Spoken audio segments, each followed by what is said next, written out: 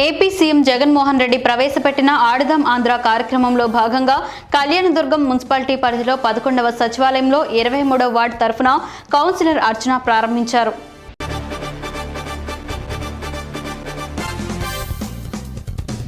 బాలికల విద్య కోసం జీవితం అర్పించిన తొలి మహిళా ఉపాధ్యాయురాలు సావిత్రిబాయి పూలే మహిళా విద్యా ప్రదాత అని ఆమ్ ఆద్మీ పార్టీ రాష్ట్ర అధికార ప్రతినిధి కె దయానంద్ కొనియాడారు.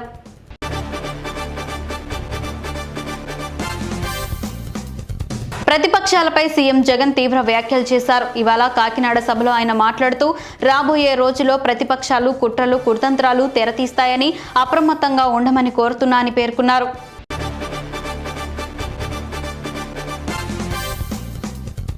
మూడు రోజుల పాటు ఉత్తరాంధ్రలో పర్యటించడానికి నారా భువనేశ్వరి విశాఖ విమానాశ్రయానికి చేరుకున్నారు.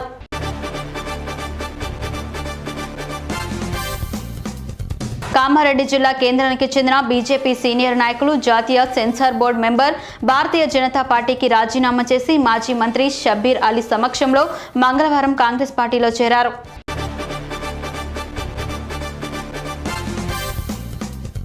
చిగురుపాడు గ్రామంలో జగనన్న ఆరోగ్య సురక్ష 2.0ను పల్నాడు జిల్లా కలెక్టర్ శివశంకర్ ప్రారంభించారు.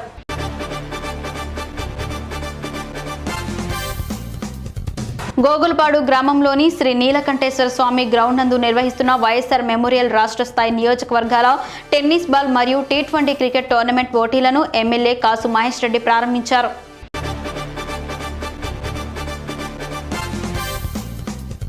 ముఖ్యమంత్రి వైఎస్ జగన్మోహన్ రెడ్డి నవరత్నాల్లో భాగంగా అవ్వాతాతలు అక్క చెల్లెమ్మల పెన్షన్ పంపిణీ కార్యక్రమంలో భాగంగా 3,000 రూపాయలు కొత్త పెన్షన్ ఎమ్మెల్యే చేతుల మీదుగా ఇవ్వడం జరిగింది.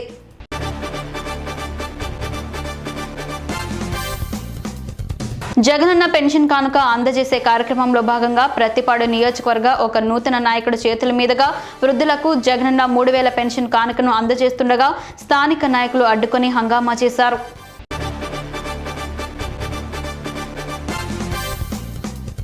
ప్రజా వ్యతిరేక భూ యాజమాన్య హక్కులను హరింపవేసి రాజ్యాంగం ప్రసాదించిన చట్టాన్ని నిర్వీర్యం చేసే ప్రభుత్వ జీవో 512ను తక్షణమే రద్దు చేయాలని మంగళగిరి బార్ అసోసియేషన్ మాజీ అధ్యక్షుడు దొడ్డాగా Brahmanandarao, association executive member Kurapati Muraliraju ప్రభుత్వాన్ని డిమాండ్ చేశారు.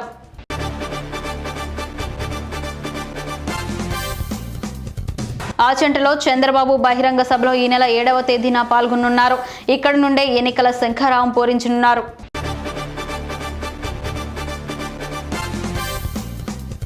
కళ్యాణ లక్ష్మి షాదీ ముబారక్ చెక్లను తెలంగాణ రాష్ట్ర శాసనసభ స్పీకర్ గడ్డం ప్రసాద్ కుమార్ పంపిణీ చేశారు.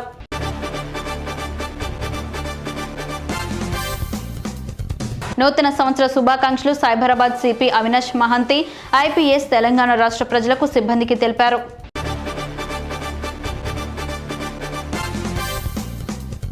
నెల్లూరు నగరంలోని 51వ డివిజన్లో బాబు షూరిటీ భవిష్యత్ గ్యారంటీ కార్యక్రమం జరిగింది.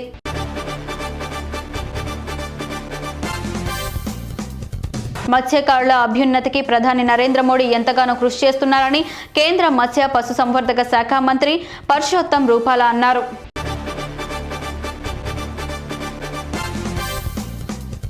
టీడీపీ జాతీయ ప్రధాన కార్యదర్శి నారా లోకేష్ పర్యటించారు. లోకేష్ పర్యటనకు స్థానికులు భారీగా హాజరయ్యారు.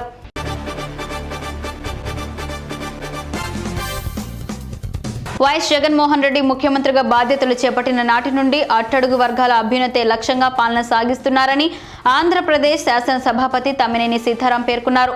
బెల్మాం గ్రామంలో సుమారు 40 లక్షల నిధులతో గ్రామ సచివాలయ భవనాన్ని ప్రారంభించారు. కుల భాగస్వామ్యం సామాజిక అభివృద్ధి చంద్రబాబు నాయుడుతోనే సాధ్యమని ఆంధ్రప్రదేశ్ ఎస్సీ ఎస్టీ బీసీ సంక్షేమ సంఘం జిల్లా అధ్యక్షులు చింతల అశోక్ అన్నారు.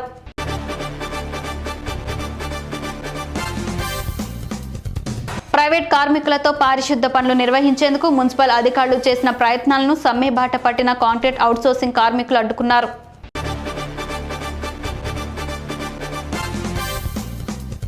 వన్నయ్యపాలెంలో పెంచిన పెన్షన్లు ఎమ్మెల్యే నమ్మూరు శంకర్రావు పంపిణీ చేశారు.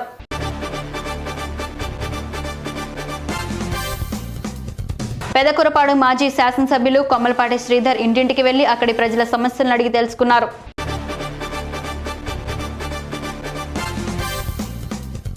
కోట మండలం వెంకన్నపాలెం గ్రామ సచివాలయంలో రాష్ట్ర ముఖ్యమంత్రి జగన్మోహన్ రెడ్డి పాదయాత్రలో ఇచ్చిన మాట ప్రకారం పెన్షన్ 3000 చేశారని పెన్షన్దారులు ఆనందం వ్యక్తం చేశారు.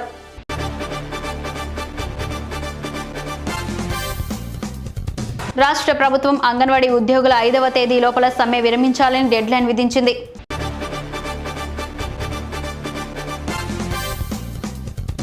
గుంటూరు సిఐడి ప్రాంతీయ కార్యాలయంలో రామ్గోపాల్ వర్మ పెట్టిన కేసుల విచారణకు హాజరైన డాక్టర్ కొలికపూడి శ్రీనివాసరావుకి ప్రజా సంఘాలు, యువజన విద్యార్థి సంఘాలు, వివిధ రాజకీయ పార్టీల నేతలు భారీగా హాజరై సంఘీభావం తెలిపారు.